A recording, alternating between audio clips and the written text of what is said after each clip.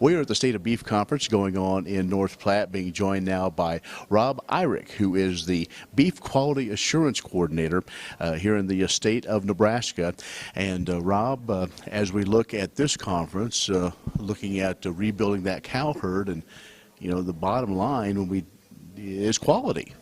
Yeah, it comes down to it, and I think a lot of our speakers have alluded to it already today, is we need to look at a quality, consistent cow herd, as well as those carcass traits that our consumers will always have that confidence that we're always going to create the product every time they have that eating satisfaction. And so that's the key, is quality, genetics, and how we bring that into play for our consumers. And I think that's really, as we build this cow herd to meet that demand, that's what we're talking about mainly today. Beef Quality Assurance, many folks know as BQA. Talk about how the program is going and some of those meetings and some of those on-ranch visits that you're doing.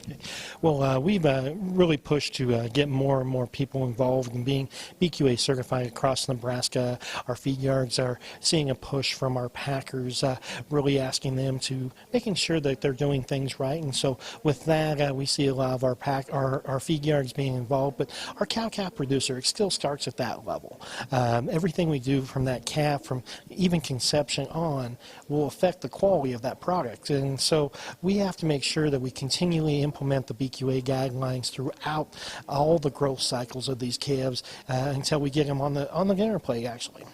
Let's talk about the process. Maybe, as we said, folks have heard about it, saying, well, I know this is something I need to do, but, we hear it's an awful long process, and I don't know if it's worth it. So can you maybe take us through some of those steps? Okay. Actually, really the process, you come in, you work with either extension educators or most of our veterinarians across the state of Nebraska have been involved with BQA training. Come through and go through a training, learn about the guidelines. It's pretty simple as far as learning about the guidelines, but the big thing is implementing those down the road as we implement, making sure we're putting any type of injection in the right spot, making sure we're not putting any damage or any potential or risk for damaging the product, making sure we're giving the right things, reading labels.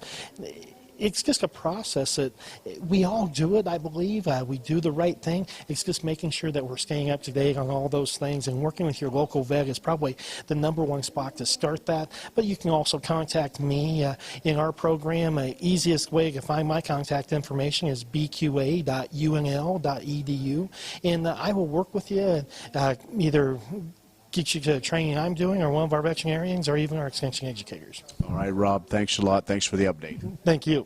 Rob Eirch, who is the Beef Quality Assurance, or BQA Coordinator here in Nebraska, working with University of Nebraska-Extension. On the road in North Platte at the State of Beef Conference. For AgView, I'm Ken Rogers.